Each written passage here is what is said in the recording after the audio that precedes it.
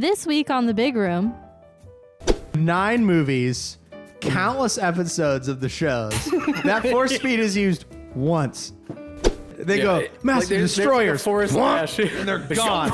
And they're out of there. And then he chooses to just run like a regular guy to save his master when it's the most important time ever to use force speed. Like, come on, he gets dude. almost all the way through. The last one closes, and he doesn't go like straight through. What an idiot! Yeah.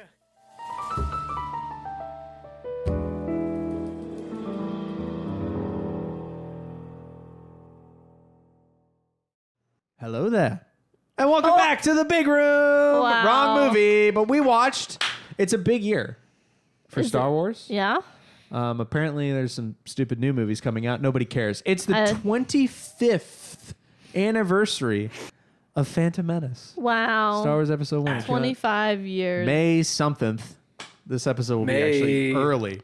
I wrote it down. It's like 15th or something. May 19th, 1999. 19th. A lot of nines. Yeah. So Mid-May. You know, we're a little early, but whatever. It's also May the 4th-ish. We will have just celebrated May the 4th when this comes out. So the funny thing is I'm making you watch this again in theaters. Yay! In prep for this, we've already watched it 2 times. It's already been on twice. In the last 24 hours. And it's probably been on several times within the last, 4 to 5 months. This is my comfort Star Wars lately. I or A New Hope. You play A New Hope a lot, too. I reach for one of those, too. But lately, it's been Phantom Menace because Darth Maul's so cool. I have him tattooed on my arm. Cool. I have 3 Phantom Menace tattoos. That's how great. That's how universally accepted this movie is. Everyone loves it. Famously. Before we jump into the greatest Star Wars film ever made, though, that's a joke. A couple news items. I don't have like hard stuff because I can't be bothered again because I'm just so we're busy focused on the Phantom Menace. Oh. Not a lot of news. But a report came out yesterday about Dwayne "The Rock" Johnson. Oh no. Who cannot stop being like negative in the public eye lately. He had some big wouldn't endorse Joe Biden for president, and now Republicans are like, yay, and the left is like, boo, and The Rock sucks. So whatever, Steve Austin's better. Anyway, apparently there's a movie coming out in Christmas time with him and Chris Evans called Red One. Never heard of it. Red One, something. And apparently The Rock allegedly caused Red One production to add $50 million to its budget because he was consistently so late. That's a lot of dollars. He would show up 7 to 8 hours late on the regular. That's like a baseball salary. He missed entire days of production and then made a habit of peeing into water bottles to save time. Bad person. Like, that's not... I was late, so I now have to pee into this water bottle. Right. Dumb. And then hand it to some PA. Deal with this. Here you go. Here's my pee bottle. His, like, this disappeared. his hot kratom-filled piss. What a loser, dude. God. The Rock sucks. Put that on eBay, though. Yeah. Someone will buy it. That video of him Someone's losing into rock, that. paper, scissors was enough for me to be like, oh, this guy really I forgot can't about that, handle. too. Yeah, he got, like, ass mad because the lady cheated. Yeah, or like whatever. legit mad. And it's like, dude, it's rock, paper, scissors. Well, like, he who hasn't cares? lost Like in the his life because like he the has highest paid it. actor of all time. He has it in his contract that he can't like lose fights. Did he never lose like wrestling fights? He did, but that was enough. I think he had enough losing. I guess when he moved to Hollywood, he's like, never again. Yeah, he's like, I'm too important to lose. I'm Dwayne "The Rock" Johnson. Well, to give an update on the Papatui Ooh. Yeah. body wash, lotion, Oh yeah, his shampoo and deodorant that I used once. yeah, his line. It's bad. It smells bad or it's bad. It doesn't smell bad. It's just really thin. No, it's a bad just, soap. Does it sud? It doesn't sud. Does it? I don't know. It just... It's bad. I'm Bad coming soap. from the Duke Cannon thick. Yeah, And yeah. it's so thick. And it has like the grit to it. Well, The this Rock- is just dollar store body wash. The Rock, true to his name, is hairless, so maybe it's enough for It's him. good for him, but literally no one else. It's like it's just like Windex for him. That's how he cleans. Maybe he bathes with a squeegee. It's like yucky. Yeah. Yeah, gross. Another news item: Dan Schneider, the famous gross guy from We know. Nickelodeon, Yes. is super gross. And Yes. there's that whole doc, Quiet on Set, where he ruined Drake Bell's brain and And several others. yeah. destroyed like Jeanette McCurdy and ruined Alexa Nicholas. Yeah, just like mentally broke down all these child stars. He's suing the producers for defamation. Because he's an egomaniac. If I was Dan Snyder, I would simply disappear. Yeah. Yeah. I thought this is what he had done. Right. Yeah. I saw the video of him coming out to like respond to the thing or whatever. I was like, oh my God, I haven't seen this guy. Nothing makes you seem guiltier than suing a documentary for defamation. So I binged it all in one night. And all that is people telling stories of being around him. Like it's not like they're stretching to make it seem like something or not. It's just stories about Dan Snyder. If they were to, a lot of the stretching would be done in the edit bay, not from the people, which is why he's suing the producers and not the actors. That's fair. But gross. He's not even the main villain. No, it's that other guy. It's that other guy who's like that poor guy that was hanging out with Drake Bell. Yeah. Or not that poor guy. Drake's the poor guy. Yeah. Dude, that was like real into feet or whatever. I don't remember his name. Yeah. No, Dan Snyder was Dan the Snyder's one. the foot guy. Yeah. Him and Tarantino probably high five and saying feet pics. Yeah. If you like Drake and Josh, do not watch that documentary. Because it has ruined that show for me. We just watched Drake and Josh last night. Yeah, we did. I can't watch, I haven't tried to since, but there's no watching that show knowing what I know now. Yeah. Wild. It's sad. Yeah. Well, on that note, you know what's not sad? Star Wars. The Phantom Menace isn't sad. It's a good movie. Sad at the end. So here's the thing. We're all aware that the movie sucks. Okay? I'm aware that it's bad cinema. I know Jar Jar is annoying. I know Jake Lloyd's line delivery is bad. I know the script is like typical George Lucas post 1978 drivel. I mean, he didn't direct the last two movies of the original trilogy for a reason. It's why they're good. And he came back and said, "You know who can do this right? Me." And he did the prequel trilogy. So he directed 4 of the original 6 films, the only 6 films. I would rather watch this I would rather not be allowed to watch any other movie in my life except for Phantom Menace than watch any sequel film one more time. That's how much I hate those movies. No way. It's true. I could survive on Phantom Menace alone. No. I could. So okay, never mind. Well, I was gonna say movies only or movies and shows. Movies only. Okay. Like the only movie you're allowed to watch is Phantom Menace. I'd be like, I mean, okay. that's still terrible. I would rather have A New Hope, but still. So this movie's bad. I like it though. This is my Star Wars. You know what I mean? I was too young to see Phantom Menace in theaters. I was but 4. No, I was 3 when it came out. It's about to turn 2099. 2099. Yep. 2099. That's when it came out. Yeah, Phantom Menace. 1999. This prequel trilogy is 99, 2002, 2005. So 3 years in betwixt the 3. The first Star Wars movie I saw in theaters was Attack of the Clones when I was 6 or 7. But I did see Phantom Menace. Oh, when did I see it for the first time? I think it was on a cabin vacation in North Carolina, and we had the DVD. Watched Phantom Menace for the first time. So, fond memories. How does it make you feel to know that my first in-theater Star Wars was Force Awakens? Force Awakens. Well, yeah. So man, Carl has been actually. Carl's watched Star Wars for 1,000 years. It's not the word. Mine too. Oh, really?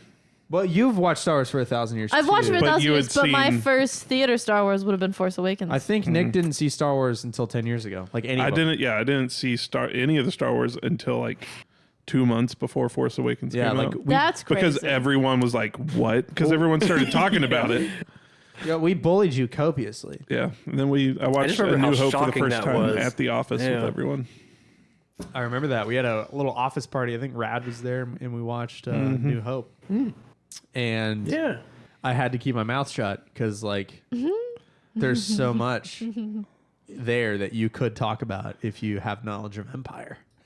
Yep.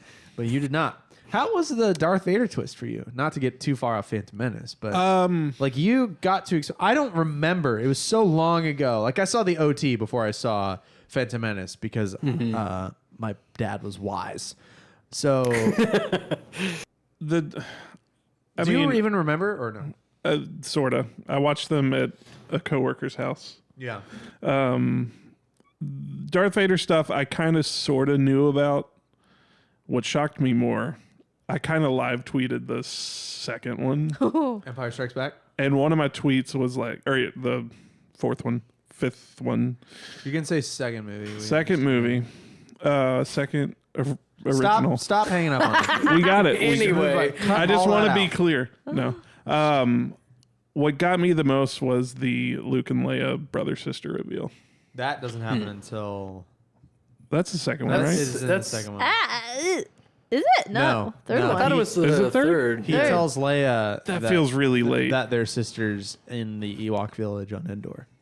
Really? Because they kiss in the second one. They kiss in the second Yeah. one. I thought that was the first one. It's all. I watched them all so quick. They all have just. Have you canceled. watched them since? I've watched the originals most. I've watched A New Hope most.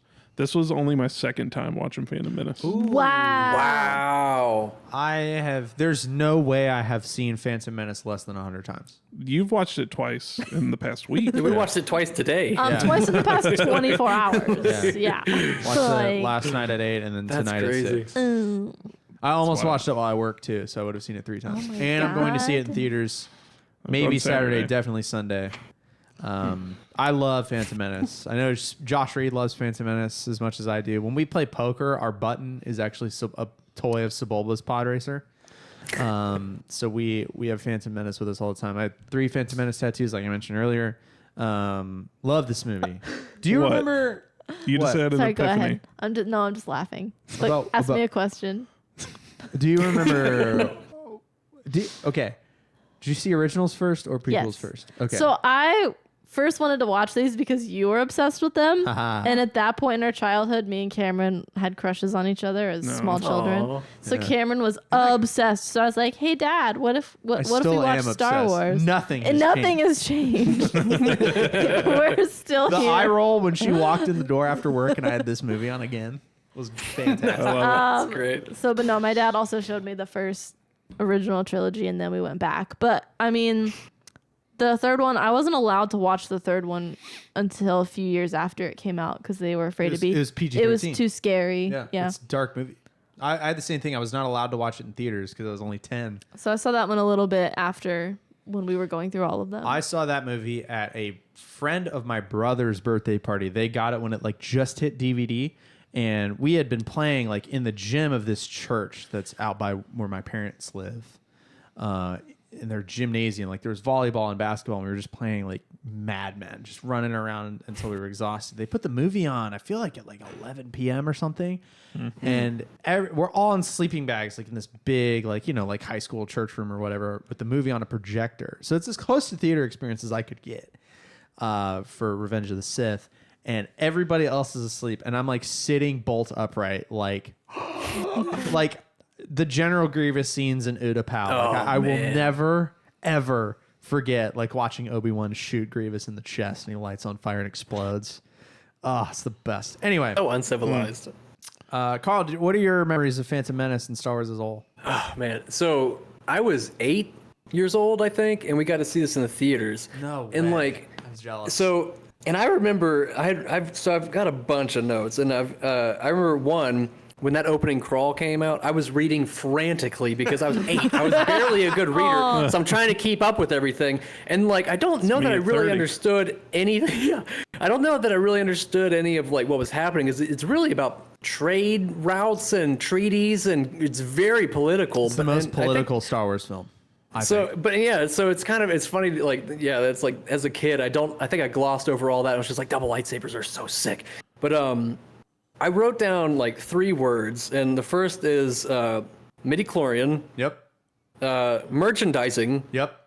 and then I can't decide between mania or mall, but they were all M words. But those kind of like were the big things that I kind of wanted to cover in this, because like merchandising for this, I remember as a kid, the whole world was reskinned for this movie. Yeah. You went down the grocery store aisle, everything had like Obi-Wan on it, like Go-Gurt was Star Wars, everything became Star Wars themed. Do you remember the Pod Racer Pepsi machines. Oh yeah, every single brand was like, "Hey, Star Wars is happening," and it made it seem like as a kid that this was like the biggest thing that was ever happening. You know what I mean? Like, I feel the same way like, about. I was that age when Revenge of the Yeah. Sith came out, and just the Toy Story aisle with Oh the my God. animated Darth Vader face and just toys. Dude, everything was all in Lego. Like, oh my God, and I was such a Lego maniac. Like, it was all Star Wars. And like, I don't think that happens anymore. I think like, I don't know. It's like I'm 30 years old, so it's like I'm probably not seeing it. But I think everything's kind of in video games now. Like, it just becomes a Fortnite skin, and that's it. And- So it's well, like we kind of like it. There It just aren't made it seem toy like so stores. grandiose. We did get the Dune popcorn bucket. Well, yeah, that was a meme and like a theater meme. Yeah. Like, you know, when I saw, But it was like, do you guys remember this? Like, it was like everything. kind It of was, not like, for remember, Phantom yeah. Menace again. I remember it Yeah. for Revenge of the Sith and a little bit for Attack of the Clones. But Okay. not for. I was too young for Phantom Menace. I was Okay, into yeah. Toy It was- Story. Yeah, as a kid, it made it seem like everything was about being a kid. Like, cause it was just like every single thing that I ate. It was like Pop-Tarts, cereal, like everything was just like reskinned for this franchise that I loved. So I don't know. feel It's like really, it's a crazy thing to now think about going It's back. the opposite. It's like, how can we make this character in a movie that you're gonna want to buy versus, I don't know what I'm trying to say. I feel like things are made to Now it's like sell, the characters so are it feels products, we're not hollow. putting them- Yeah, the characters are products versus a character that you actually like That that's, love and that's is not endearing. new Maybe though, because people when Return of the Jedi came out, the non-children that saw the movie really hated the Ewoks because they were cute and made to sell toys. I hated Porgs in yeah, you hated Porgs. The Last Jedi for a similar reason because I'm like that is just that's made to sell merchandise. Same with Baby Yoda, he's made to sell merchandise, and I don't like that kind of stuff. And that didn't happen when the first movie came out. Merchandising deals were not common because movies didn't move toys in 1977. But Star Wars came out and George Lucas retained all of the merchandising rights and then licensed things out to Kenner Toys. And it's a large reason of why that dude has infinite money because he had all of the merchandising rights to Star Wars. So every time Smart you bought man. an Obi-Wan Kenobi action move. figure, money went into George Lucas's pocket. I wonder if that still is the case. But he probably sold off all the. He did. Gotta Disney be. owns it all now. Yeah. And he's a shareholder in Disney. I'm not sure how much So he's control. still. He still has somewhat of a narrative control as a He's never going to need to consultant. work again. Like, he's No, he fine. doesn't. Yeah, he's hanging out. So regarding this movie is very kid focused. Obviously, Jar Jar exists. You know, the pod race. Jake Lloyd's Anakin. The line delivery, that's so wizard. I mean, they even So had wizard, the Annie. during man. when Anakin's like little kid friends show up, they have that like painfully like 90s like kid laughter soundtrack that doesn't sound like any real laugh ever. Man. Like Yeah. you know the one I'm talking about. So a lot of people hate this movie because it kidified Star Wars. But then other people hate this movie because of what Carl mentioned earlier. It's so political. If you don't read the crawl, if you aren't paying attention, and crucially, if you don't know the Palpatine Sidious connection, you will Yeah. miss a lot of what goes Yeah. on. So I really enjoy this movie because you can sink your teeth into what Palpatine's doing and the way he's twisting things and pivots his strategy because of what happens with Padme. Yeah, so there's always like the question of if you're showing Star Wars to someone, do you show them the prequels first, originals first? Or do you do Machete Order? What is that? Machete Order is A New Hope, Empire Strikes Back, Phantom Menace, Attack of the Clones, Revenge of the Sith, Return of the Jedi. Why? Because you watch A New Hope, and then you get the whole Anakin, Darth Vader, whatever. Death Star blows up, cool. You watch Empire, you get No, I Am Your Father, and you go all the way back to the beginning. And then you get the full Anakin story, and then you go watch the Vader redemption and Return of the Jedi. Interesting. I've never watched Machete Order because there's no need for me to. I've seen them all It hundreds would and have hundreds and zero hundreds of times. impact It would have no on impact. you. But Machete Order is kind of one of the like pretty good introduction Yeah. because you get to go back in time and it treats the prequels as a flashback, Yeah. which is kind of neat. That might make it better. But then, you know, if you're showing a 7-year-old, then you have to take them back to the 1980s for Return of the Jedi, which may be a Yeah. little jarring. Well, Yeah. rewatching this, I don't think I could ever show this to someone as their first Star Wars. No, it's not made to be the Yeah. first Star Wars. Like it relies so much on the originals. Yeah. To understand. Especially the Palpatine dichotomy, because he's, you know, there's so much politically going on. I find it fascinating now as a just nerd. I guess you don't even really, if you had just seen Phantom Menace, you don't even really realize that Yeah, you don't know what's he's going on. the same person. Now, I think another very valid criticism of Phantom Menace is the thing that I criticize a lot of the new Star Wars shows for and a lot of the movies for, especially things like Book of Boba Fett and The Mandalorian, for being like, remember this? You know what I mean? And this movie, I can't imagine. I was talking to her last night and a little bit when we watched it tonight of like, you know, when they send the astromech droids up to repair the shields on Padme's ship, right when they're leaving Naboo for the first time, and all of them get blown off the ship except for R2, and then they bring the droid down, and Captain Panaka reads the name? assignment name, and it's R2D2. I wonder if just everybody in the theater cheered or went, oh.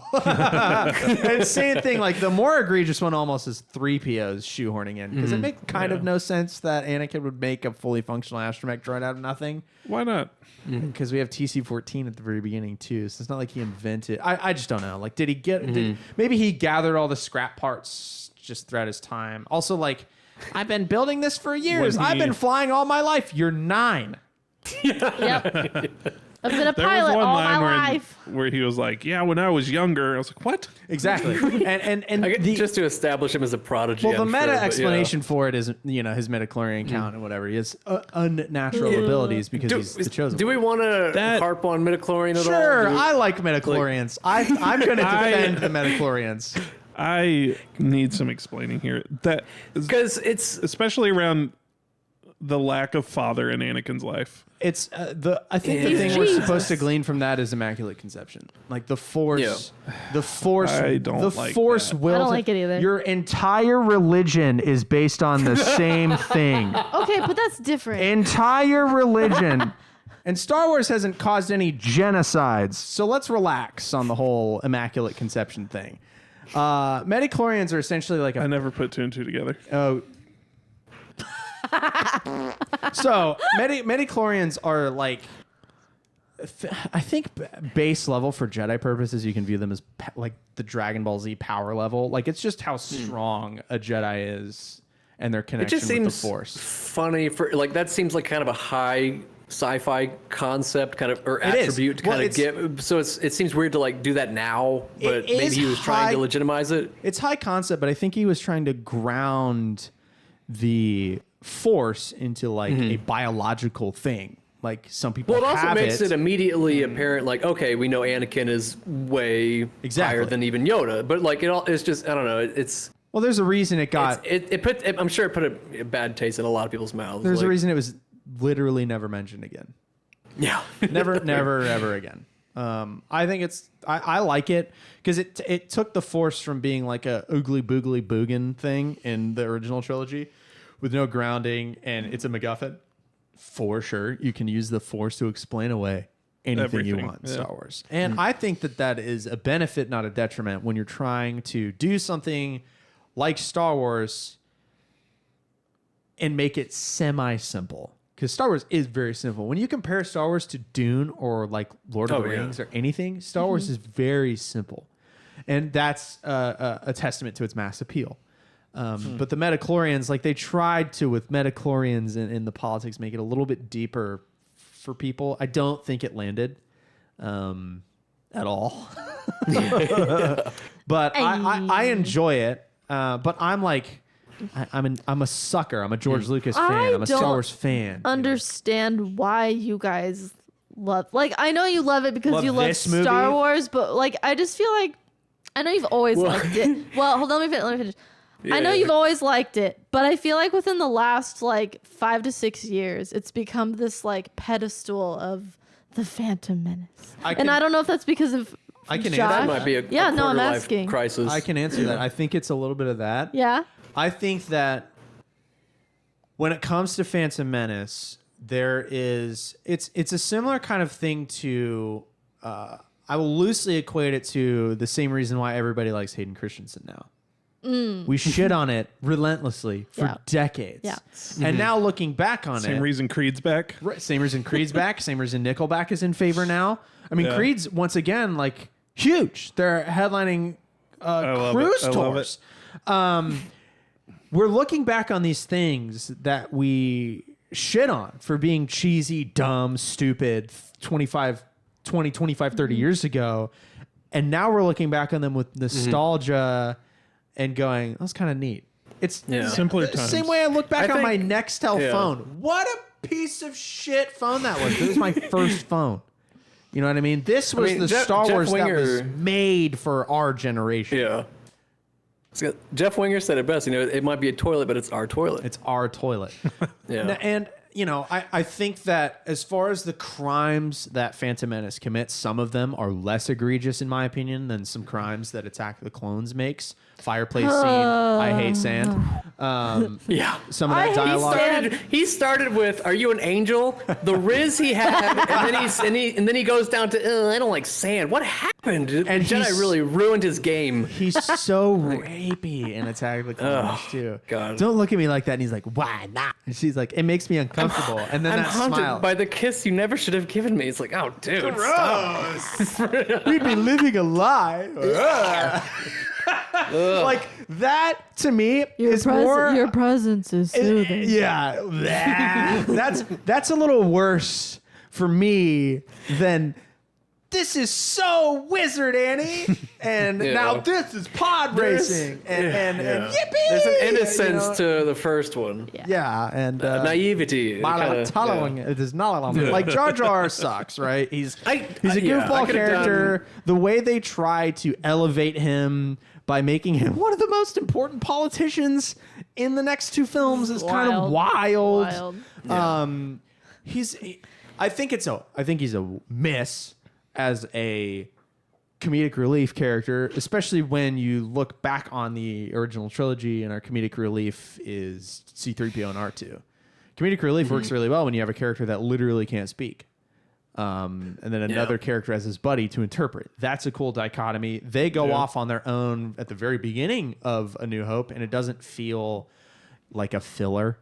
Jar Jar is just kind of like, I mean, even at the very end, the very ending ceremony at Theed Palace, when Boss Nass gets handed the electricity orb and yells peace, when Jar Jar jumps off the beast he's riding in on, he gets his foot caught in the stirrups and like falls down. Like they never let him really do anything normal. Slapstick. So there's no right. It's so slapstick that there's nothing to contrast it with. They do a little better of a job in the Clone Wars show. If you watch the show, Jar Jar's handled significantly better. They bring back Ahmed Best to voice him as well. But he has more usefulness that is kind of... He stumbles over his usefulness into slapstick, but then some of his stumblings actually turn him into a hero on occasion in the show. It kind of heals a little bit of the Jar Jar wounds. He's above my head right now in this Rolling Stone magazine from 1999 that I paid $8 for. I love that he's also holding a Rolling Stones magazine in While the cover. on the cover of Rolling Stone. Rolling Stone magazine of the original trilogy's launch. So good. I have a couple notes. The movies, oh God, we are missing one of the craziest things about the prequel trilogy and especially this movie, which is how weirdly racial it is. Oh. Now there are two of them. It's so... We never should have made this deal. And then Watto's like a Mexican American junkyard dealer.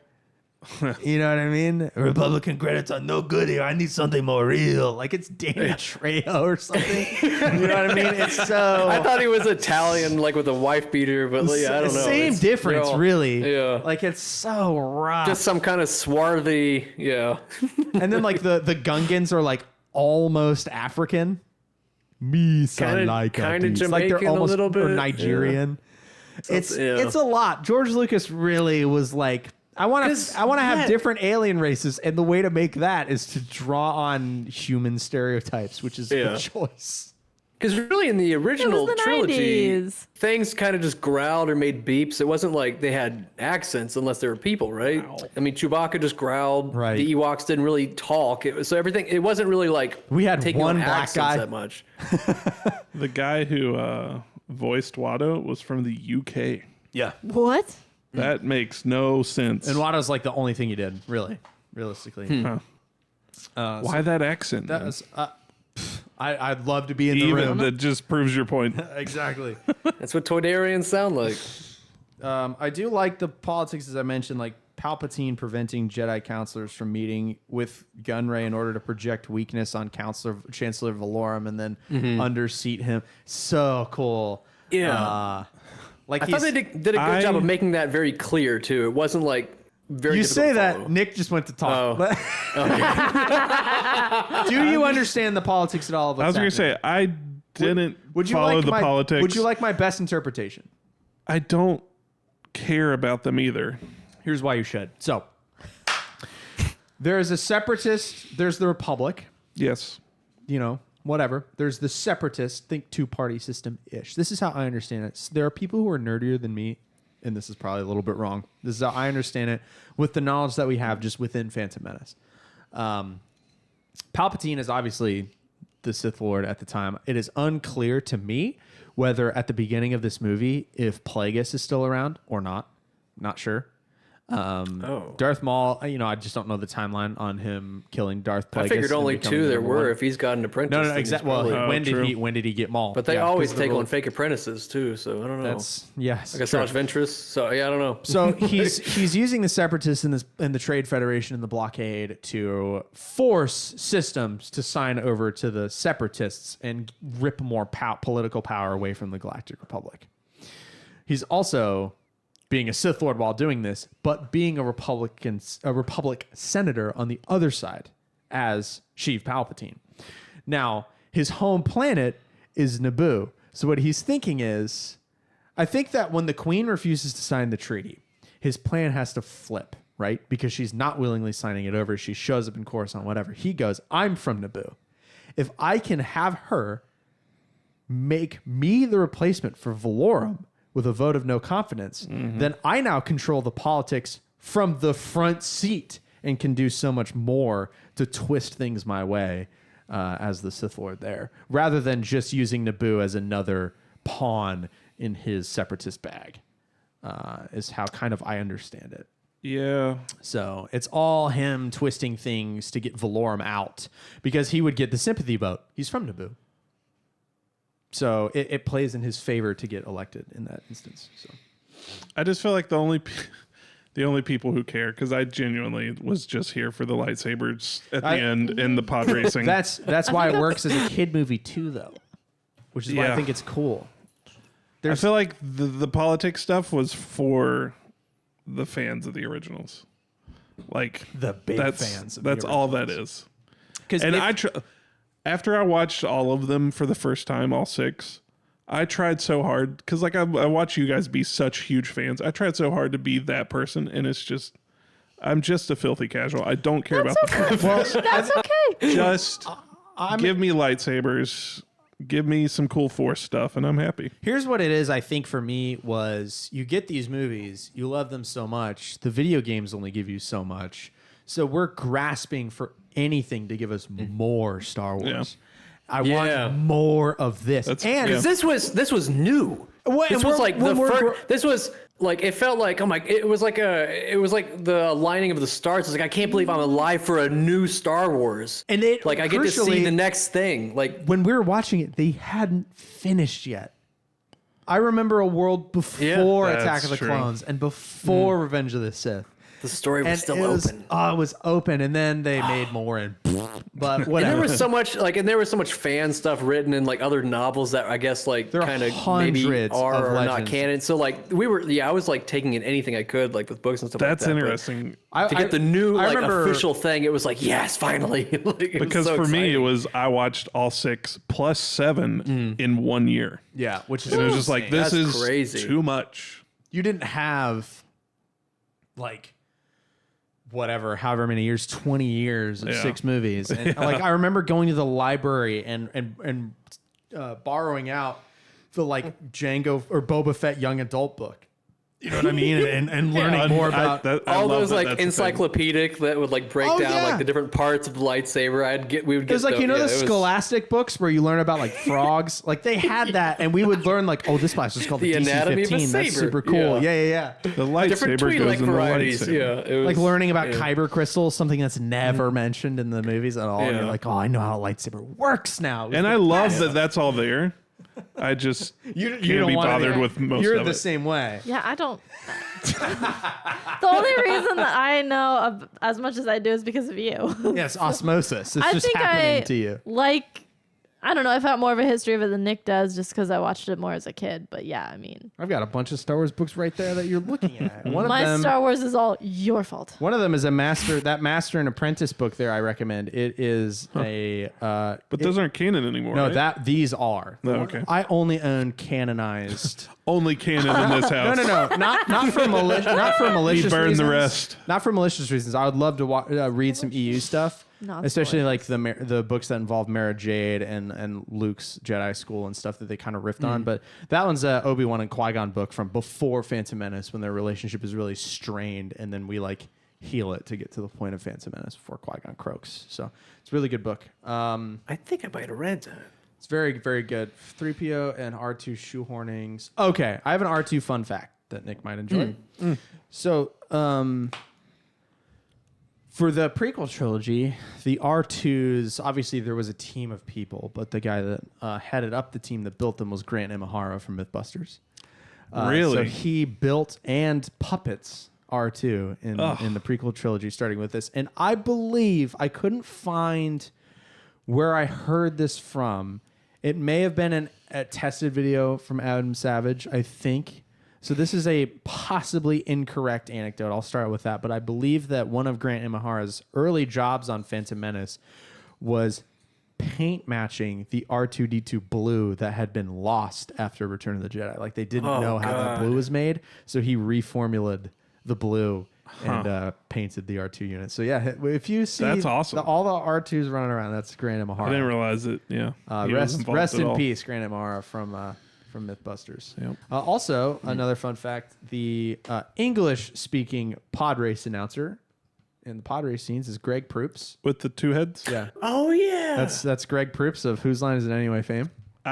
You've told me that before. I didn't remember it as I was watching this. Yeah, and one of the things it sounded familiar. One of the things that cracks me up about this movie is that Obi-Wan is really a backseat character. Like, we see him in the first act. He disappears for like an hour in the middle, except for when Qui-Gon like walkie-talkies over to him to have him run Metachlorian counts. And then we see him at the end, obviously, for the Duel of the Fates. But I want to know what he's doing during the pod race scene. Like, is he just like drinking 40s with the ship crew? He's not like in the thing watching with them? No, he's back at the ship. He's just vibing. Just chilling? Yeah. He's like effortlessly trying to repair the blown hyperdrive. He's like, finally, I get to take a nap. He's a Jedi. He's working hard. This is the one time he gets to relax. I actually bet the council has him like meditating or something boring. No, he's Janus D. I mean, wah, wah, wah. Jediing his what? Darth. His Darth? Wow. Enough. I was hoping someone else would pick it up. Enough. Enough. Also, no officials in the race at all. Just Tusken Raiders out there sniping dudes. Sebulba's murdering with impunity during the whole thing. He's like, Sebulba's like the Kyle Busch of pod racing. He's a menace out there. He just rolls in backwards to the finish line. Yeah, loses to a child. Photo. it's pretty embarrassing. Photo. The best actor in this movie to me is Ian McDiarmid's Palpatine. Not Liam Neeson. Liam Neeson does really, really well too. But like Favorite actor in this movie? Like particularly my favorite line delivery in the whole movie is when Padme has like learned, she's in Coruscant and she's just learned that the Gungans have a grand army from Jar Jar in a passing conversation. Palpatine announces that he's up for election. The vote in no confidence in Valorum has passed. He's up for election as chancellor with two other politicians, one of whom raises Leia. And she announces that she's going back to Naboo. And Palpatine goes, "Go back." And the line delivery that he has during that, I'm like, oh, I buy that line more than almost any other line in the whole movie because he just crushes it. He's such a good actor. But you're partial to Liam Neeson. I'm partial to Liam Neeson. Which I think he's also He brilliant. has to do so much more work to make the ridiculous be believable. He's working. He anchors it. Yeah. He's got working the on all the blue midichlorian screens, the lines, yeah. midichlorian lines. He's talking to Jar Jar Binks. He's talking to the Gungans. He's got Oh the my most God. scenes Like- with Jake Lloyd. And he has to make it all feel real and serious. That's a good point. Not just Jake So, Lloyd, actually. I I have to think give He's it to my Liam. favorite hero character. Maul's obviously my favorite character, but he's my favorite like Jedi character in the movie. the older I get, Qui-Gon Good Jinn's one. awesome. the Yeah. older I get, the more I like Qui-Gon. Like Did you not like him before? not as much as Obi-Wan, I don't think originally. I mean, I like Obi-Wan Obi-Wan more just has the as rest a of the whole. movies. Because Yeah. Qui-Gon is, he's quiet, reserved, smart, safe. He's a gray Jedi. but What? A gray Jedi? He's not a gray Jedi, but he's as close to a He's gray more Jedi as you gray can get. than yeah. If you read that Master and Apprentice on the book, gray wow. spectrum. Him and the Council do not. He's light gray. they do not get Yeah. along. He was in a movie called The Gray. He is. Doesn't matter. If they smell you, you're already dead. That's my impression of an impression. Have you gotten there yet, Nick? Yes. Okay, we cannot okay. talk about Harmon Oh, God. again on this show. Speaking of Qui-Gon, here's a rich line from Anakin. Qui-Gon, sir, I don't want to be a problem. You won't be. won't- Are you sure? I've seen that edit where it's like the Always Sunny music. Sure about that? Yeah, it like goes through and shows him like cutting everybody up, and it's just like, yeah. God. Like, oh boy. Slight problem. Every time Anakin and Obi-Wan were on the screen together, all I could think is, he's gonna kill you, dude. He's Yeah. gonna kill you. Nice. Oh, Anakin, nice to meet you. Yeah, I will cut off your legs and leave you burning. He was asking for it. Nice to meet you. You're very pleased to meet you. Just like, Anakin. Our friend Dan really hates one of the lines and scenes from this movie, and it's the first time Darth Maul rolls up on a speeder after sending the probe droid out to find Anakin. Yeah. And he's flying at Anakin and Qui-Gon, who are walking back to the ship after the pod race. Driving his basically motorcycle right at the young boy Anakin. Qui-Gon hears it, senses it, doesn't matter, and just turns around and yells, "Anakin, drop!" And Anakin, a 9-year-old boy, doesn't go, "What?" So, or missing a "Why?" beat. And Dan just goes, he would go, "What?" and get run over, and then credits. In the movie. I also love that Darth Maul has no idea who this twerp is, but just like, I'm gonna kill him on the way. With my speeder. I'm not even going to use my weapon, just roadkill. Yeah, just 'cause- yeah. That would for sure send him flying like off of it. Like that would. The best part of that encounter, though, He's is force sensitive, though. that's true. Well, Anakin is, yeah, but he's still a kid too, like an Yeah. untrained kid. Yeah. Yahoo! I'll try Twice. spinning. That's a good We trick. get that at least. We get twice yippee. Yep. The thing about that scene that I like is the restraint to not have Darth Maul use both edges of the lightsaber. He only uses the one blade. So we get the sick reveal of two Jedis, double blade. That had to have blown minds It did, in man. the theater. Had to Oh my have God. blown. It's the first different lightsaber This we'd wa- seen. Before I've we're been like, chasing that dragon since. yeah. It's like, Like before they tried to lightsabers do were it with red, Kylo's blue, or little green. side things. No. Yeah, Nah. but It's not the no. same. No, it's not The same double at blade was all. just like, what the fuck? It was like, are you shitting me? Like, There's more lightsaber. there's options.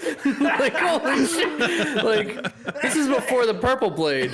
Like, this was like groundbreaking. This was like the release of the iPad or the iPod. It was huge. It was like It was the crazy. Steve Jobs swiping to unlock. But yeah. It was the rotating wheel. It was like, oh my god, this is gonna change everything. Oh, it's so good. Qui-Gon, though, during that fight, he kind of moves a little slow. Yeah. Well, I was kind of like watching it with a more critical eye, and I was like, well, that's the thing is Jedi. Then Obi-Wan comes out, and he's like, pew, pew, pew. There are a couple Jedi fighting styles, and they all have names, and they all have differences. And not even I'm that nerdy, but right. Jedi use lightsabers as a defense weapon. So they attack like when there are openings. So they're and a Jedi Sith tool are and a the Sith weapon. Right. They're the exact opposite for the Sith. They use flurries, fury, hatred. They are reckless because you're replaceable. So, you know, Maul's coming at him with no restraint at all. He's a madman. He's Dathomirian. He's a Zabrak. Like, he's nuts. And Qui-Gon's like, oh my God. Also, the Jedi at that point still think the Sith don't exist. Yeah. Like, Palpatine is literally under their nose, but the dark side clouds things, so they don't have the vision that they used to have. So they know something's afoot, but Mace Windu and Yoda have a conversation later in the movie that, like, the Sith are supposed to be destroyed. What is that? And then at the end of the movie, one of the last lines of the film is, which was destroyed, the Master, the Apprentice. They have no idea. It's a good line. Nerds. One of the best lines. Question. Yep. Duel of the Fates. It's what I was most excited to watch going into it. They both get trapped in between the Ray shields. The ray shields. That's awesome. What are they though? Like, what are those? Like, why is there just a hallway with 4 random things? My kind of, I think it's a power station, but I'm not 100% sure. And as far as the ray shields in their order, I have no idea. I don't know if they're a security measure. I have no idea. That was my assumption. What I do know is, doesn't Maul like throw something at the door? Doesn't he Yes. like? I think he hits it at one point. So I think they might not be supposed to be cereal. Okay. But I not even I know that. I have no idea. It's convenient. It's very convenient. Dude, whenever freaking oh my God. Liam Neeson. Qui-Gon, sheesh. Oh, whenever he boy. just stops. Shut up, man.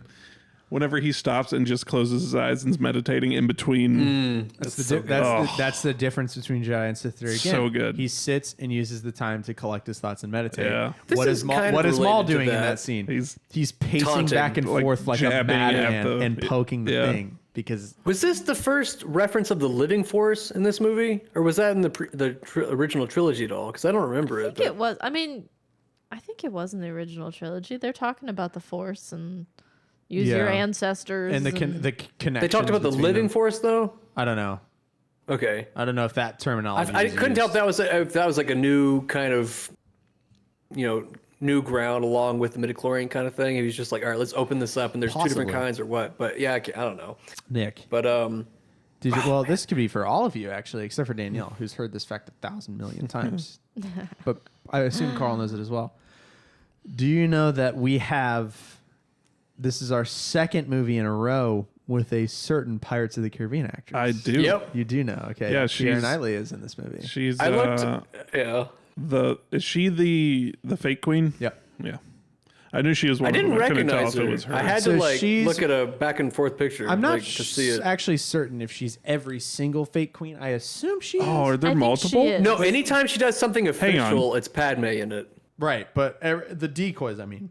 Yeah. Are there multiple decoys? I don't know because it doesn't always it 100% is Keira Knightley when they go to the Gungan temple, and then when Natalie Portman reveals herself as the real queen, or Padme reveals herself as the Yeah. real queen, and that's a decoy. Apologies for my deception. Blah blah blah. That's clearly Keira Knightley. Like, it looks a lot like her, but the earlier scenes it doesn't as much.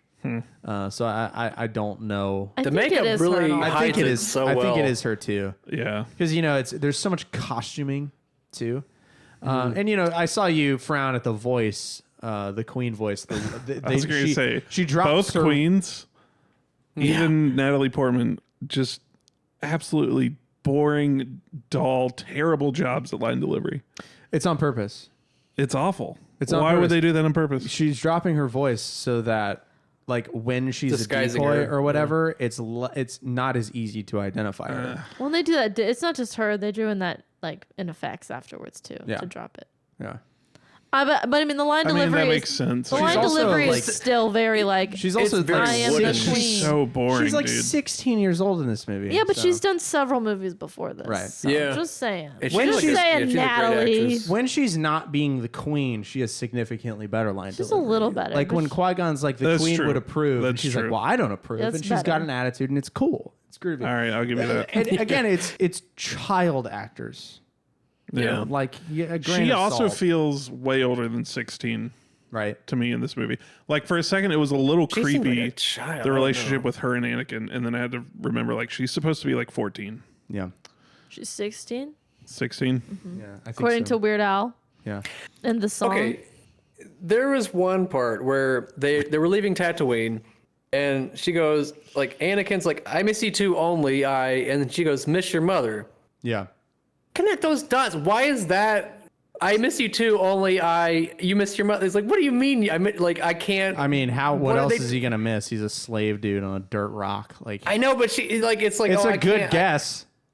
It's just a weird like line. It's like I miss you too. It's like it's just like what is that like? What is she insinuating here? It's just a weird choice of words. I don't know. Well, he's obsessed Like- with his mother too. Like we know that he has attachment problems because Yeah. of the next two movies. So But it just seems like she's just like, oh, you like me, but I just need to give you time to forget about how you left your mother behind. Like it was just like, I'm just like, okay. I don't remember what happens to his mom. Oh man. in the second movie, she's kidnapped by Tusken Raiders from the moisture farm. You should have that just let him she's- watch the movie again. Yeah, so she gets bought by Owen Lars. He frees her as a slave, marries her, then she gets carried off by Tusken Raiders during a raid on their moisture farm, which is the same moisture farm that Luke grows up in. Lars goes after her, loses his leg, which is why he's in a hovering wheelchair in Attack of the Clones. Anakin goes out, murders the entire Tusken Raider camp, not just the men, the women and the children too. I slaughtered them like animals. And then hated them. Shmi dies in his arms after recognizing that Anakin came back and saved her. And then I Be love casual. you. I wasn't strong enough to save you, Mom. Yeah. Did I mention I've only seen these once? Yeah, Attack of the Clones is a rich tapestry.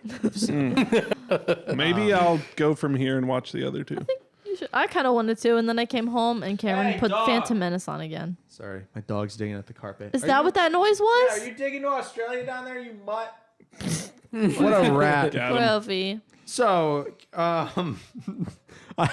I love the smash cut from Qui-Gon dying to him basically being on fire. Like, at least in Return of the Jedi, when Darth Vader dies, we get the scene of Luke dragging his body into the Imperial shuttle to fly away. Like, how did he get him? You want to see Obi-Wan drag? Well, I just want to Qui-Gon's know the dead logistics body? of how he got him back. Did he like? He could have been like, "Hey, Naboo." Did he call for Soldiers. backup? Did he Yeah. use the Force to levitate Did he him all the way levitate him? through? That's Did he- what I was about to Did say. he That's what I drag his choose. ass through that whole power plant? Did he put his arm through the body hole and wear him like a tote? Yeah. Like this? Carry Did him he give out? him like a piggyback ride? yeah, like Yes. how did he get him out? Just a limp piggyback ride. But his arm. Oh my god. Oh boy. What if there's like an exit at the bottom of wherever Darth Maul fell, and he just threw him down there, and then like went down and grabbed him and pulled him out? Then he would have realized that Darth Maul was still alive. Oh, true. Spoilers. Also, in Star Wars, we love to have people fall down really deep holes. Luke happens to Luke in Yeah. Empire. Happens to Cloud Palpatine, happens to Maul. Bespin, the city in the clouds. Happens to Palpatine, that's true. Yeah. And it's There anymore. survivable. That's 3. Every time. It's survivable. Every single time. That's true. If you As fall, long as you- Crap. As long as there's a gentle enough curve that you can kind of just hit and slide. if you have any force powers at all, you are Yeah. good. If you're yeah, don't even worry about Somehow it. Darth Maul's still I alive. will Somehow say- Palpatine returned, and Luke got A force sucked into a ability little thing. that they should have used amazing. later in the movie, if they God. could have only used it once in the entire time of Star Wars, is they could have probably used that force speed Yeah, from I those knew little you were laser gonna doors. say that. I knew Wait, you were what? gonna say that. What? That's they do a force speed thing with the droidicas at the very beginning, like 10 minutes into the movie, and I'm like, if you could have just done that before those doors closed, you could have kept double teaming Maul and saved Dude. your master. Nine- Qui-Gon could have raised or could have taught Anakin. He wouldn't have gone to the dark side, and everything would have been okay. Wait, is it Obi-Wan's fault that he went to the dark side? 9 movies, countless episodes of the shows. That force speed is used once. That's it. Terrible timing. It's used in the video games, I guess. Yeah. Yeah. But once. That's it. They Yeah, go, like massive they're destroyers. forest ash. And they're gone. They're out of there. They And then he never chooses to just run like a regular guy to save his master when it's the most important time ever to use force speed. Like, come on, He gets dude. almost all the way through. The last one closes, and he doesn't go like straight through. What an idiot! Yeah, yeah. He really fumbled the bag there. Oh man. Anyway, flawless movie. Dioxygen. It's like oxygen, but you die with it. Dioxys. Oh, I think it's a dioxygen. No, Okay. Dioxys. Okay. Not that I was Dioxys like, is wow. better, but Dioxys. No, it's like put the word 1%. die in And then they have those rebreathers they can breathe underwater with. They don't use but those in that scene. They just go. You have to be in wetness. It only works if you're Except- wet. They activate. They Except activate when they get they're wet. not wet when they get Well, when they into- maybe my headcanon is when they go through like the bubble, The to goo. get into the Yeah, city, that keeps the all the bubble liquid. sucks all the Yeah. water off. That's what I thought. It was like a Stupid. duck thing. Yeah. doesn't that happen? Never even This is high tech thought shit, about man. that. Big goober fish, huge think we teeth. You don't want to be dripping all over the place. Oh my god. All right, Oh my how long god. have we been going? An hour. 54 All right, minutes. Jesus wept. Should we do the most futile hit or miss ever? Because Do we have hot points? oh my god, do we have hot points? Yes. Oh, for who? baby. For who? Both. For who? Both. For who? Both Both. are There's- Jedi fellas. Darth Maul and No, Darth Maul 0, not hot. he's got face tattoos. He can handle pain. Well, Horns. Yeah, you go. Are they tattoos? They're not No, tattoos. no. He gives you No, a hug and they're you skin. just get He was born that way. stabbed. I thought he was tattooed. I thought maybe that's different canon. Like he's just red and then he tattooed the black because he thought it looked cool. you know what? There is a Zabrak in the Jedi Council with a normal skin tone, so maybe. But when we see other Zabrak in other media, they're always green or red. So I don't actually know. I thought the blacks was tattooed. I don't know. Whatever. Anyway. Hot points. Anyway, now this is hot points. We don't have many hot points, but what I will say is Obi-Wan gets a -1,000 for that Padawan braid. Can't help it. Not That- hot. He can't help it. That The shaved buzz buzz cut. cut Ugh. with the braid is just bad. You know, he had like thick red hair as long as mine. Ewan McGregor did before that movie, and he just shaved it all off. You should do a little braid. I He made that joke joked last about night. that last night. I think I could hide it back here. Be sick. But Pretty Ewan cool. McGregor is at his hottest in episode 3, for sure. Oh yeah. So is Hayden Christensen. I like. Yeah. I like episode You like 2 of mullet? I like the mullet a no, little bit. It I does like something. the beard, the shaped beard is a little. I like how I he's don't still got a little bit of an edge in episode 2. Like him and Anakin are beefing, button heads. You know, we came to rescue you. Good job in the A little arena. more sassy. Yeah. The sass. Yeah. He's very snarky. And then he's so wizened by episode 3. I like the snark and the Alright. little bit more ineptitude in episode 2. Saying, oh, ineptitude is In episode 2, yeah. not aptitude. No. All right. Qui-Gon. I'm not sure that's a word. Aptitude is a word. Aptitude. Shh. It's okay. I'm smart. Qui-Gon did not get any pluses or minuses. He's just a 5. He's just a 5. He's just the middest man He's ever. mid. Is that the first guy who's never moved, I think, ever? Maybe, yeah. I think Qui-Gon is like the picture of mid. I kept Picture. wanting to be like, was that hot? No. What the hell was that? I don't know. I think Nick's asshole just went. It's crazy. I was gonna. It's like it's like a weird. It was like I hope that was. it wasn't a fart though. It was like just a disturbance in the force. That was crazy. I I hope people sensed could it too. I hope people can hear. Oh, it was supposed to be quiet. Yeah, that didn't work. As Carl would say, Nick. He's shitting in the chair. Damn. That was Oh awesome. my god. It is like, Sorry, guys. He's my like God. he's like Okay. hermetically sealed to the leather cushion. So it just made such an odd noise. I thought Alfie was throwing up. I thought Alfie was throwing That was up. crazy. All right, let's do hot points before that smell leaks out. You mean done with hot yes, points? not hot points. Hang on, Wait. She has something to say. Well, I was just gonna say, I feel like you brought up asking us to which of the prequels is our favorite. Really quickly, let's Yeah. do that. I don't want this to be an hour and a half long episode, but maybe it will be because Phantom Menace deserves it if any movie does. I've been waiting so long to do a Star Wars You have on the show. 65 episodes of Tech. Now, here's what I want to know. I want to know where this movie ranks for each of you among the prequel trilogy and then among the 6 films. Like maybe your loose 6-film order, but first, like, where does this rank for you among the prequel trilogy? For me, it's number 1. I like the prequels in, this is incorrect, I'm aware. I like them in release order. 1's my favorite, 2's my second favorite, 3rd is my least favorite. Although with a big asterisk of, in my opinion, Revenge of the Sith has the best opening of really any Star Wars movie aside from A New Hope, and that gets a pass just because it was the first one. And seeing that Star Destroyer go over top is just all time. But yeah, the Jedi Starfighter scene and killing Count Dooku and all that's hard to beat for me. But Phantom Menace is my favorite prequel. Do it. Dude, I quote that all the time when we play poker. What about Nick, the new guy? Where does this rank for you among the prequel trilogy? Keeping in mind that you've only seen them once. Among the prequels, I'll just give you my order.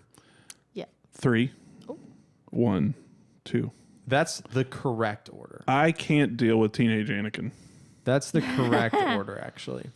Attack of the Clones is the worst. But it's my second favorite. I saw it in theaters, so. Carl. I think episode 1 is probably the easiest watch. 3 I know is like the most important. It's hard, and probably is the best, but it's so heavy. Yeah, it's like seeing Return of the Anakin and King. Obi-Wan fight. I don't want to watch that. I want to remember it. I want to remember the good times. You know, You were my brother, I remember like the Anakin. Clone Wars. Yeah, I don't want to loved see. you. I don't want to see that. Yeah, I don't want to see it. So episode 1 is definitely more of a comfort watch, but 2 I almost never watch. I kind of just skip that one. Like I know what happens. I don't really want to see But it. 2 Like has the single greatest noise in all of Star Wars. yeah, that is yeah. true. The seismic, Noise? the seismic bwong. blast Oh God, those are so is the good. greatest sound I think I've ever heard. It's really good. It's the coolest single noise I've ever heard in my life. Yeah. The seismic blast. Oh my God. What about, so you're 1, 3, 2? I think I'm 1, 3, 2. Yeah. I'm for the 1, 2, 3. original, You're for the 1, 3, prequels. 2. He's 3, 1, 2. Are you going to be 3, 2, 1? So we have every Round us variable? out, yeah. I have a difficult time with this question because I think that's why it's a good question. I kind of want to say 3, but it is the saddest and it's the heaviest. So then that makes me not want to say 3. However, Return of the King's the best Lord of the Rings movie, and it is also the heaviest. But But that being said, Fellowship's my favorite. yeah, I'm just a monster. Fellowship's my favorite too. But 1, I didn't really like it growing up. I wouldn't have watched 1 nearly as much if it wasn't for you over Is it here. the corniness?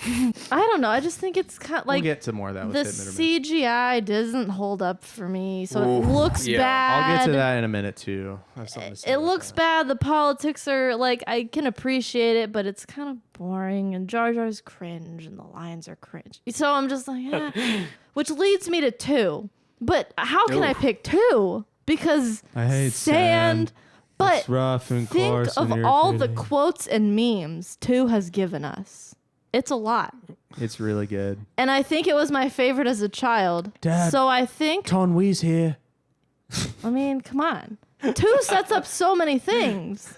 He's just a simple man trying to make his world. I'm just a simple man trying to make his world way in the universe. It's good. Yeah. movie. So where are you at? universe. 1, 2, What a 3? tall task. No, sorry. I might 3. be Are you 2, 3, 1. 2, 3, 2? 1? I don't love know. that. That's chaos. I don't. Worst is that the every first.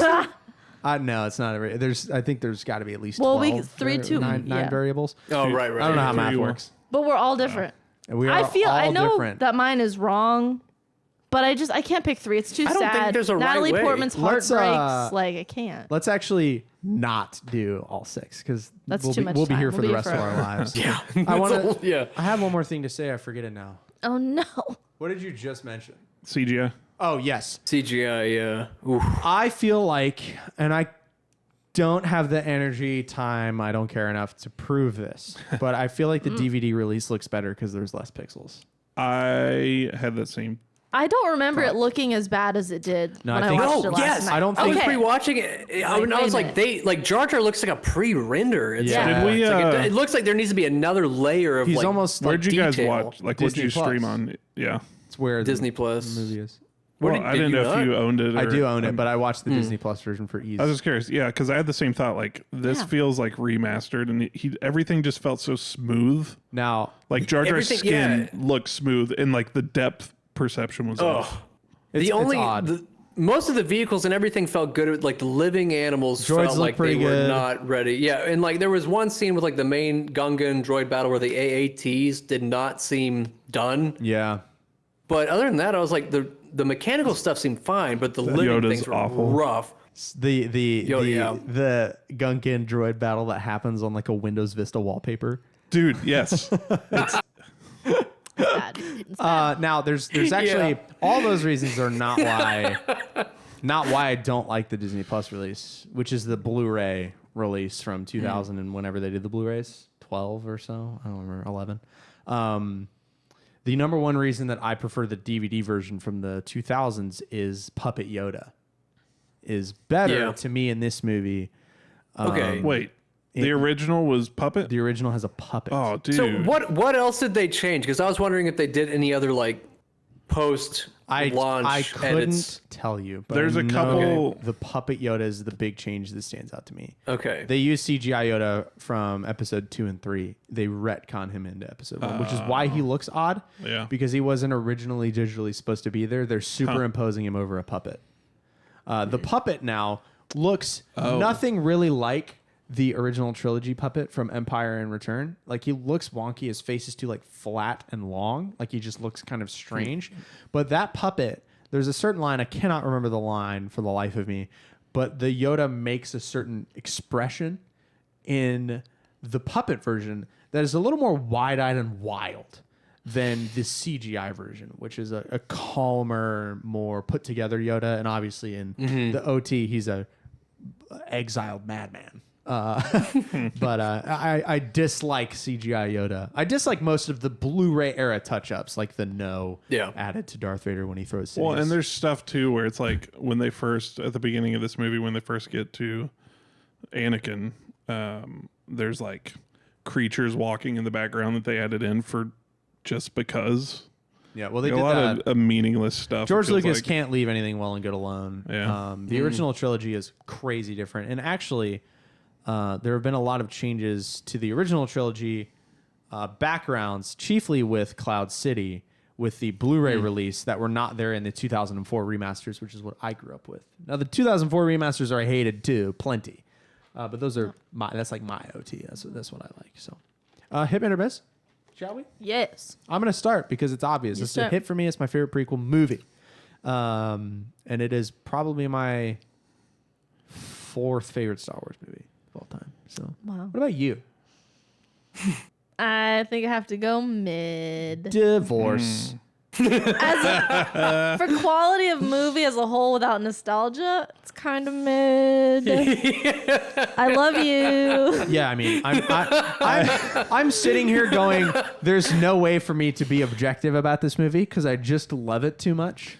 But I love that it I love brings you it. joy. It's great. I love that Speed loves it probably more than I do. So him and I get to hang out and talk Yeah. about Phantom Menace all the time. all the time. All the time. It comes up at least 3 or 4 times every time we hang out. Josh's wife, Caitlin, was joking that we need a jar, which is like a swear jar that we have to put $1 in whenever we talk about prequels. That's good. Nick, I'm looking at you, so you can go next. I'm with Danielle on this. My notes literally say, Cameron, I love you, and I'm worried about what this will do to our friendship. This movie is mid. Mid is, for me, mid is a win, actually. Really? You. Really? I expected Nick to be like, looks like shit. Well, no. Anakin's annoying. I mean- Jar Jar's dumb. This is the worst movie I've ever seen. I wish Scorsese directed it. Screw you. Not enough twists. Oh, imagine though. Not enough Spielberg. Spielberg. Imagine. Let me think about it for a second. I'm here for it. It'd be 3.5 hours long, and every other word Leonardo out of Watto's DiCaprio. mouth would have been "fuck." Yeah, dumb, stupid. Carl, I think they wanted Leo at one point for Anakin. Anyway, I believe that's true. They think- casted Hayden Christensen because Leonardo wasn't interested or something. Thank God. Yeah, Jesus. Can It's you funny, imagine? the nostalgia does a lot of favors for this movie. I think with nostalgia, it's a hit. It's a hit, but without it, I think it's probably mid. I tried to be very objective with it, and I was like, God, the performances are kind of wooden for the most part. Like everything's kind of, the pacing is pretty rough at points. I just kept writing things like the astromech design is really bad for an on-ship mid-fight repair droid. That is it's a trash can on the edge of your ship. It's a huge target. It's a terrible design. So but like the whole and they blow off. it doesn't make. It's got literal wheels to roll over. It's like a terrible design. I think a lot of the movie kind of suffers from that kind of level of scrutiny. But the nostalgia I have tied to this movie is I can't help but. It's also you could put characters from. I've got a lot of notes that are. I've got a lot of notes that are just like this. Like, and agree with you. The council does. Why now? Like, what changed? Qui-Gon dies, and you're like, all right, you can train him. Like, what I think can only be one. I think sympathy. Yeah, there. maybe, but yeah, there's just a lot of little things like that where I'm just like, okay, but I think I like that. I'm gonna go on paper as a hit. The fate of the universe was decided by a sandstorm. The sandstorm hadn't happened, and then Qui-Gon and Padme wouldn't have been back in Anakin's little house, and maybe none of this would have happened. So, way to go, sand. Also, I think the battle droids have anterior pelvic tilt. Yeah, they do. They got that ass pretty out. bad. Yeah, it's from sitting all day at command consoles. You can kind of tell that after that movie came out, they were like, all right, we need a better looking, more masculine droid that instills fear. Because all the battle droids did would get their asses kicked by Jar Jar Binks.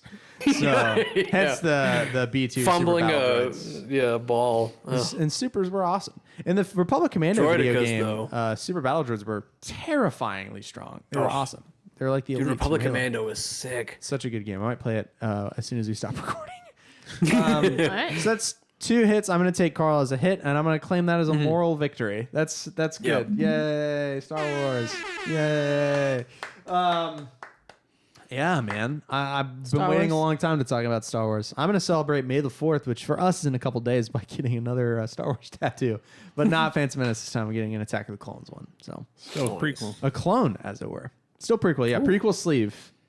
And then we'll decide where to go from there. Episode 2 clones? Phase 1, yeah. Just Stark White. That's my favorite one. That's my favorite one, too. And you got to do the originals on your leg. I might do the originals on the left leg. That is the loose plan. And then the sequels Nope. on the right. I would rather not have a right leg. I would rather literally have a peg leg. That's how I much tried hate watching those episode movies. 7. It is hard. And that's the most watchable of the 3. And that movie is It is. dog shit. You know what's actually really... I've turned on Solo. That movie blows. I didn't think you liked it really to begin with. Well, the actor they picked is such a whiff. He doesn't sound like Han Solo. You're telling me that his voice goes from my vocal register to Sam Elliott within like 10 years? No, dude. No. It's not believable. Love you, San Sebastian or whatever your name is. Did he mean Harrison Ford? No, I meant Sam Elliott's register. I know who Harrison Ford is. Okay. Very- I was making sure. I'm very smart.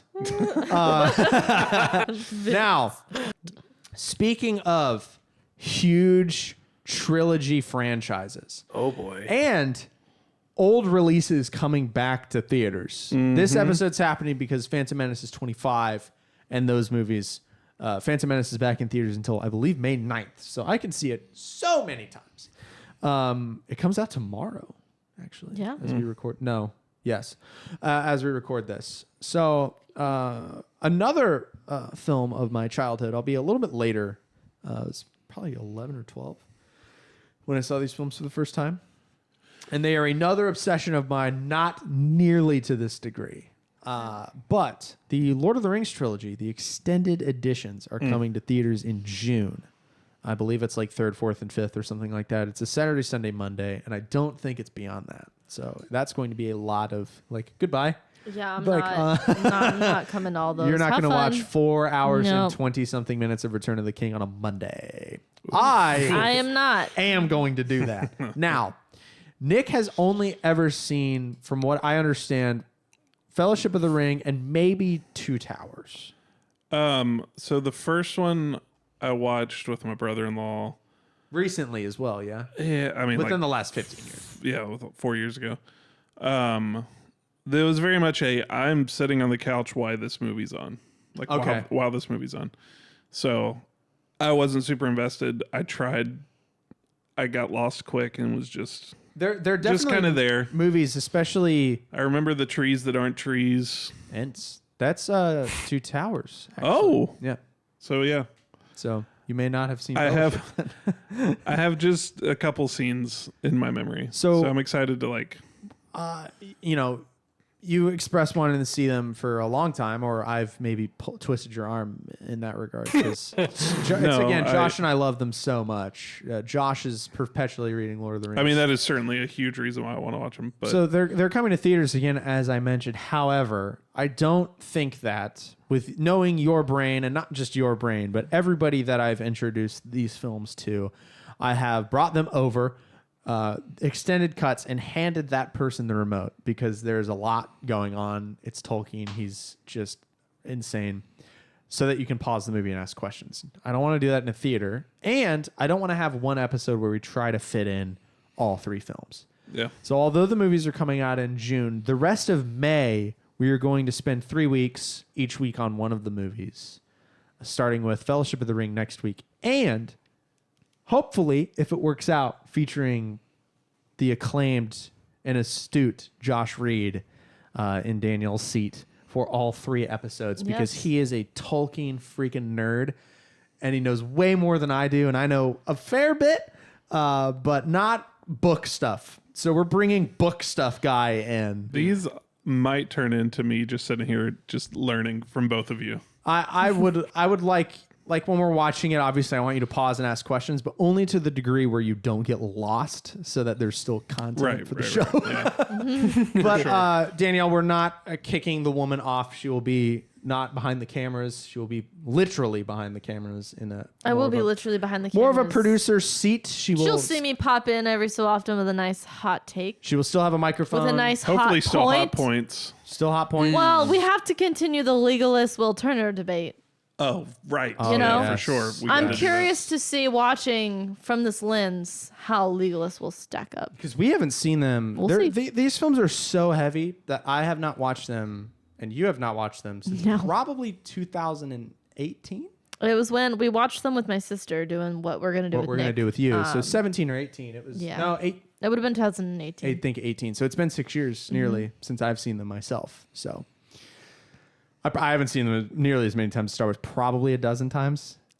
And the extended editions, probably 8 of those These times. are probably the longest movies we've watched.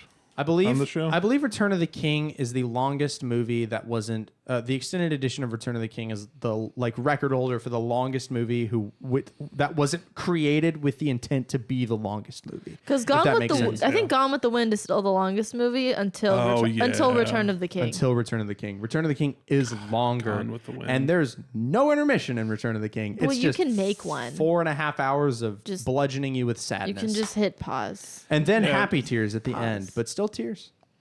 So Pause. I'm really excited. I hope Lord of the Rings fans are excited. Maybe watch along with us. But man, I'm hyped to go right from Star Wars to Lord of the Rings. And then I swear we will do a lighthearted June. We're gonna do summer movies. Some summer movies, some light, dumb summer fun. We have yet to pick even a single film. We have some ideas. But we'll get all that together. But man, Lord of the Rings. I love introducing people to Lord of the Rings. Sword Month continues. And you know what? I think I love never-ending introducing sword people to Lord of the Rings more than Star Wars because there's not really hot takes you can have from Lord of the Rings. They're perfect movies that nobody dislikes unless they're like hardcore book nerds because there's so much left out. Like it's a Dune situation where they're kind of unfilmable, and yet Peter Jackson crushed it. So yeah, dude, freaking Lord of the Rings. Maybe I'm we'll excited. do Hobbit after. Nope. Nope. Nope. Nope. Hobbit's bad. No. Those movies suck. The first one's fine, but yeah. Hey, we've been talking for 1,000 million Let's years. wrap this shit It's time to up. wrap this up, and you know, Lord of the Rings, baby. Move on with our lives. We'll catch you all on the next one. Hey. Peace.